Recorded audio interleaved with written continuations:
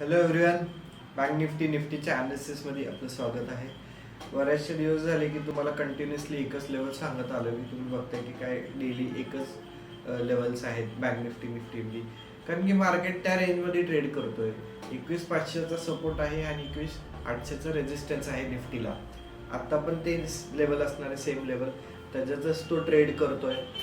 तर दोन्ही levels mark करून घ्या. आता बट काय की पुलबॅक आलाय एंडला, बट एक रेजिस्टन्स पण येतोय निफ्टीला रेजिस्टन्स काय 21,800च्या आणि 21,700चा रेजिस्टन्स आहे. वरतून एक ट्रेंड लाईन पण आहे, कदाचित तिथं रिजेक्शन घेऊ शकतो उद्या.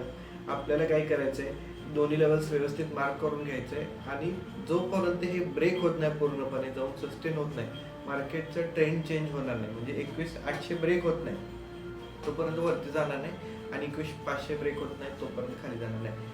बँक निफ्टीचं काय, बँक निफ्टी तर अजून पण वीक दिसतोय. बँक निफ्टीने एवढं काय पुलबॅक दिला नाही आज चांगला आणि आपले जे लेवल सांगितले होते बरोबर तसे काम केलं. बँक निफ्टीमध्ये 47,000 मी तुम्हाला सांगितलं होतं एक इम्पॉर्टंट झोन असणार आहे, बरोबर त्यांनी 47,000ला रिस्पेक्ट केलंय. तिथून थोडंसं पुलबॅक घेतलाय.